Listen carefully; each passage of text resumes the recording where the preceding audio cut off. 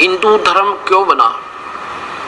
हिंदू धर्म यूं बना कि आर्य लोगों में महाभारत के बाद त्रुटि आ गई, क्योंकि ना जाने कितने दुनिया मर गई थी। 18 करोड़ तो कौरव और पांडव की सेना मर गई और 56 करोड़ यादव मर गए आपस में लड़के। अब हिसाब लाओ, अरबों की आबादी विनाश हुई और फिर उनसे संबंधित जो रिश्तेदार थे वो विचलित हुए। प्राकृतिक आपदाएं आई जिसके कारण नास्तिकता की तरफ आर्य लोग चल पड़े। फिर उस समय जैसी समझ में आई, जिन महापुरुषों ने इस समाज को फिर स्वच्छ बनाने की चेष्टा की। और हिंदू का अर्थ होता जो बीड़ी शराब मांस तंबाकू जिंदगी भर नहीं छुए और कीड़ी की भी हत्या ना करे, किसी की आत्मा काल नहीं करे, बहन बेटी को बुरी नजर से ना देखे, किसी की जेब ना काटे, मिलावट ना करे, उसका नाम हिंदू होता है। आने वाले समय में इन मनमुखी जो बाद के संतों ने अपनी रोजी रोटी का ऊपर इस मजहब को इतना परेशान कर दिया। कभी कहते हैं तूने इधर पेशाब कर दिया इसलिए हानि होगी, कभी कहता है इधर मुंह करके पहला कदम रख दिया इसलिए तुझे नुकसान हो गया, यानी इतना बांध दिया इसको। इसके बाद इसमें त्रुटियां आ गई। उसके बाद क्या होता है कि बाबा आदम का जन्म हुआ। बाबा आदम कौन थे? ये ब्रह्मा जी के लोक से आई हुई एक पुण्यात्मा थी। और ये कौन थी? ये राजा ऋषभदेव जी हुए हैं, जिनसे जैन धर्म प्रारंभ हुआ। ये ऋषभदेव जी की आत्मा बाबा आदम हुए, क्योंकि हमारे संस्कार एक दूसरे में रले मिले हैं। हम पहले अलग नहीं थे। 3 युग का हिसाब लगा लो, जब कोई हिंदू या मुसलमान सिख या ईसाई कोई मजहब बना होता है, इसलिए हमारे सब पूर्वज एक हैं और हमारे संस्कार एक दूसरे के साथ युगों युगों के जुड़े हुए हैं। तो आज हम हिंदू हैं, कल हम मुसलमान के घर जन्म लेंगे, कोई फाउंडेशन नहीं है। ये तो आपकी अपनी बनाई हुई सीमा है, भगवान की नहीं। कोई मुसलमान है वो सिख बनेगा, वो सिख है वो ईसाई बन जाएगा, और हिंदू है वो मुसलमान सिख ईसाई कहीं भी हम जन्म ले सके, क्योंकि हमारे पूर्वज एक थे। अब उसके बाद चलते चलते क्या हुआ कि ईसा जी, अब जब भी समाज में किसी व्यक्ति विशेष या मजहब से संबंध नहीं होता, भगत समाज में, और जो संत प्रभु की प्रेरणा सतपूर्ण परमात्मा की या जिस भी भगवान की तरफ से भेजे जाते हैं, वो अपनी हर संभव कोशिश करके और पुण्य आत्माओं को मार्गदर्शन जैसा उनको ज्ञान है वो सही बताने की चेष्टा करते हैं। ईसा जी का जन्म हुआ। ईसा जी ने यही क्रिया की, पूजा जो आन उपासनाएं थी वो बंद करवाई। बीड़ी शराब मांस तंबाकू अपने उन अनुयायियों का बिल्कुल बंद करवा दिया था ईसा जी ने, कि भी मृत्यु बेशक हो जाए पर मांस बीड़ी शराब मांस तंबाकू छूना तक नहीं है अगर भक्ति चाहिए तो। और ये धार्मिकता का पहले लक्षण है। उसके बाद ईसाई धर्म में फिर त्रुटियां आ जाती हैं काफी समय हो जाने से। फिर हजरत मोहम्मद जी का जन्म हुआ। हजरत मोहम्मद जी, ईसा जी कौन थे? ईसा जो है विष्णु जी के लोक से आई हुई एक पुण्य आत्मा थी। और अब क्या होता है कि हम युगों युगों के ऋषि रहे हो, आप आज के नहीं है, और वो हमारे पुण्य संस्कार आज भी विद्यमान है और पाप भी हैं। पुण्यों के आधार पर मनुष्य शरीर प्राप्त हुआ आपको, और उसमें प्रभु की कसक फिर भी आप में विद्यमान है। और कुछ पिछली शक्तियां भी होती हैं, सिद्धियां होती हैं जो युगों युगों से की। तो उन महापुरुषों में कुछ सिद्धियां होती हैं जिसके कारण उनकी शब्द में भी शक्ति होती है। आम व्यक्ति से उसका अलग से कुछ विलक्षण लक्षण भी होते हैं। हजरत ईसा जी जो हैं ये विष्णु जी के लोक से आए हुए, और मूसा जी ये भी विष्णु लोक से आई हुई आत्माएं थी, गण थे। और हजरत मोहम्मद ये भगवान शिव के लोक से आए थे। ये एक अच्छी आत्मा थी, पिछले जन्म जन्मांतर के ऋषि थे, और फिर भक्ति की कसक थी, और ये भी फिर अपना जैसी साधना इसको प्राप्त थी लगे हुए थे। बाद में फिर एक जिब्राइल नाम का फरिश्ता अब काल प्रेरणा से उनके पास आया, उनको फिर भक्ति मार्ग अपना हिसाब से बताया कि एक प्रभु की भक्ति करनी चाहिए और नहीं करनी। ऐसे ये हमारे मजहब बन गए। मुसलमान, जब हजरत मोहम्मद जी ने मुसलमान धर्म की, एक मुसलमान का अर्थ होता है वो पुण्यात्मा जो बीड़ी शराब मांस तंबाकू कभी ना छुए, किसी की आत्मा नहीं दुखावे। यहाँ तक मना किया हजरत मोहम्मद जी ने कि कोई ब्याज भी नहीं लेगा, ब्याज को भी जो बुरा बतावा, क्या वो मांस खाने की सलाह दे देगा वो पुण्यात्मा? कभी नहीं। ये अब वर्तमान के लोगों की अपनी अटकलें हैं। 1,80,000 हजरत मोहम्मद जी के अनुयायी हुए थे, वो पुण्यात्मा, पाक आत्मा, उन्होंने कभी मांस को छुआ तक नहीं। और ना शराब, हुक्का, तमाकू, ये तो वैसे ही नहीं, बीमारी पहले थी। अब काफी समय उपरांत सिख धर्म, वैसे तो गुरु नानक देव जी से लेकर जो 10 सच्चे बादशाह हुए हैं, तो 9 तक तो कोई मजहब था ही नहीं। 10 में गुरु गोविंद सिंह जी ने भी मजहब नहीं, एक मजबूरी बन गई थी उनकी। क्या हो गया था कि मुसलमान लोग हिंदुओं को जबरदस्ती मुसलमान बना रहे थे। और मुसलमान हिंदुओं को मुसलमान क्यों बना रहे थे? उन्हें क्या शौक था? उन्होंने अपनी पूजा को, जो वो कर रहे हैं, क्या कर रहे हैं कि हजरत मोहम्मद जी को जब्राइल देवता, एक फरिश्ता आया और उसने कहा कि ये और बुत मूर्ति पूजा बंद करो, अन्य देवताओं की पूजा मत करो, एक प्रभु की आराधना करो। इस करके उन्होंने ये लिखा, अब दिखाऊंगा आपको कुरान शरीफ में लिखा कि जो एक परमात्मा ने छोड़कर आन उपासना करते हैं, देवताओं की, फरिश्तों की, दूसरों की, वह तो काफिर कहा है, वो तो मूर्ख आत्मा। जैसे गीता जी में आपने 7वें अध्याय के 12 से लेकर 15 श्लोक पढ़ा था कि ब्रह्मा, विष्णु, महेश और नीचे के जितने भी देवता हैं, इनकी पूजा मूर्ख लोग करते हैं। और यही कुरान शरीफ में, और यही पवित्र बाइबल में, और यही चारों पवित्र वेदों में, और यही गुरु ग्रंथ साहिब के अंदर केवल एक प्रभु की आराधना करने से जीव का छुटकारा होगा। तो मुसलमान अपनी साधना को सर्वश्रेष्ठ मान करके हम एक पूजा करते हैं, हिंदू हजारों कर रहे हैं।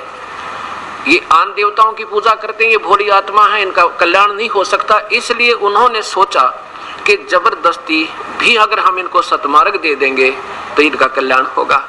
जैसे बच्चे को माता पिता ना दूध पीवा जबरदस्ती पिला देता है, ले बेटा पी ले, ले बेटा पी ले, और इंजेक्शन नहीं लगवावे तो भी पकड़ कर लगवा देते हैं कि इसका कल्याण हो जाए, बुराई, इसकी बीमारी कट जाए। ये सोचकर मुसलमान लोग अपनी साधना को सर्वप्रिय मानकर और हिंदुओं को जबरदस्ती मुसलमान बनाकर फिर उनको प्यार से बैठा कर, भाई ऐसे नमाज पढ़ो, ऐसा सुबह ऐसे करो, ऐसा करो, ऐसे समझाते थे। लेकिन गुरु गोविंद सिंह जी ने कहा भी देखो, ये है भक्ति का मार्ग, इसमें आप अपनी साधना बताओ, अपना प्रचार करो, हम अपना कर रहे हैं, जिसको जो अच्छा लगेगा सिलेक्ट कर लेगा, इसमें बाई फोर्स नहीं करना, ये तुम्हारी गलती है। तो इस बात को मुसलमान नहीं माने, तो इसके कुछ संघर्ष हो गया, जिसके कारण उन्होंने एक अलग से धार्मिक लोगों का अपनी मजहब रक्षार्थ प्रोटेक्शन के लिए कुछ एक संगठन बनाया था। और बाद में फिर उसका सिख नाम पड़ गया। सिख का अर्थ होता है सिख, सिख माने शागिर्द, शिष्य, यानी जो प्रभु से डरने वाला हो, बीड़ी शराब मांस तम्बाकू को छुआ नहीं। अब ये बुराई क्यों घर कर गई हमारे यहाँ हर समाज में? हिंदू, आज देख लो, हिंदू मुसलमान को बुरा इसलिए बताते थे कि वो मांस खाते थे। हिंदुओं को ने मुसलमानों को नफरत, हेट इस ढंग से गुरुओं ने करा रखी थी, हिंदू गुरुओं ने, कि ये मांस खाते हैं और मांस खाने वाला महापापी प्राणी होता है। इसलिए हिंदू मुसलमानों से द्वेष करते थे। इस करके भी अच्छी बात नहीं इनकी, ये बकरा छोड़े ना, गाय छोड़े नहीं, कुछ भी मिल जाए उससे न खा जा, कोई बात तो ये। और बात भी ठीक है, भक्ति मार्ग में ये बिल्कुल मार्ग ये नहीं चलेगा। भक्ति करनी है तो बिल्कुल आत्मा भी नम्र होकर, जो चींटी भी मर जाता दुख हो, हे परमात्मा कैसे मर गया। तो ऐसे, तो ये हमारे अंदर बुराइयां क्यों घर कर गई? अब हिंदू देख लो, मेरे ख्याल में कोई घर खाली होगा जिसमें शायद व्यक्ति खाली नहीं जो मांस ना खाता हो। मांस मीन से अंडा भी खाना पड़े, हुक्का तो सारे पीवे तकरीबन, बीड़ी पीवे, और शराब की टालना और मांस की कती टालनी, और बल्कि स्पीड बढ़ रही है। अच्छा, फिर ईसाई धर्म में ईसा जी की कहीं इंस्ट्रक्शन नहीं है उस परमात्मा की, पूर्ण परमात्मा की, कि मांस खाओ। और हुक्का शराब ये तो वैसे ही व्यर्थ का काम है। और आदि ईसाई धर्म में देख लो, सारी बिजली पड़ गई, शराब की उनका टालना, मांस की उनका टालना, और भक्ति वो है ही नहीं जो करनी चाहिए। ऐसे ही मुसलमान धर्म में देख लो आज, है मांस तो ऐसा बना दिया जैसे लाडू जलेबी होती है। और अब सिख धर्म में देख लो, उन 10 महापुरुषों का कोई प्रमाण दिखा दो जिन्होंने कभी बीड़ी शराब मांस तंबाकू को छुआ होता है। फिर तो आप अनुयायी कैसे हो गए? उन पवित्र आत्माओं की आत्मा को दुखी कर रहे हो आप, उनको ठेस पहुंचा रहे हो। जिनका निर्मल समाज बनाया था, मांझ धोकर साफ किया था, आज फिर जुल्म शुरू हो गया। ऐसा क्यों हुआ? अब एक अटकल लगा ली सिख समाज ने। क्या कहते हैं? कहते गुरु गोविंद सिंह जी ना ने भी बकरा बड्डा सी कद बड्डा था भाई, जब उन्होंने 5 प्यारों की परीक्षा ली थी। ठीक है, उनने तो बट दिया और वो जीवित भी कर दिया। वो महापुरुष थे, तब उनकी हर रीस करके देखो उनकी, उन्होंने उसको बट भी दिया और जीवित भी कर दिया। और तुम जीवित करके दिखाओ, तुम बट तो सको हो और उसको जीवित करके दिखाओ। क्या फिर उन्हें मांस खा लिया? वो हद कर दी भाई। अब ये बातें क्यों करगी? क्योंकि हमें वास्तविक उन महापुरुषों के जाने के बाद वर्तमान के जितने भी मजहबों के आज गुरु लोग हैं, इनकी हिम्मत नहीं पड़ी कि इन बुराई छुटवा दें। इन्होंने तो अपनी रोजी रोटी बना रखी है कि बस ये लगे रहे जैसे कर रहे हैं, बस ठीक है। लेकिन वो डॉक्टर ठीक नहीं होता जो मरीज के अनुसार चले। डॉक्टर वो होता है कि बेटा ये परहेज रखना है और ये दवाई खानी है, अगर नहीं खाएगा तेरी मृत्यु हो जाएगी। तो आज समाज हमारा बिल्कुल डेड होता जा रहा। भगत समाज, चाहे हिंदू है, चाहे मुसलमान, सिख या ईसाई। अब हमें जरूरत है उन महापुरुषों के उन आचरणों को, उनके द्वारा दिए गए अनमोल वचनों को फिर दोबारा रीड करने की, सोचने की, समझने की, पढ़ने की।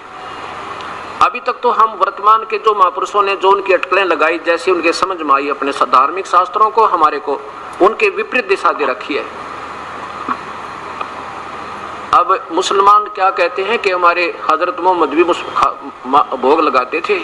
नादान कहीं के पीछे महापुरुषों को बदनाम करने लग रही है इसी प्यारी आत्मा।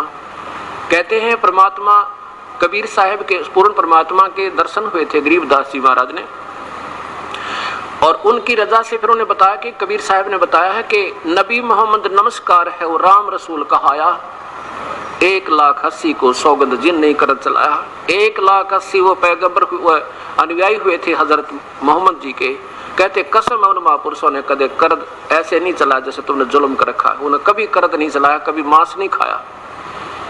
क्या बताते हैं कि अलह अरस पुरुष पर अलह तकत है, ऊपर परमात्मा का अरस में आसमान में एक सतलोक है, सचखंड है, वहां परमात्मा अपने सतकत पर विराजमान है।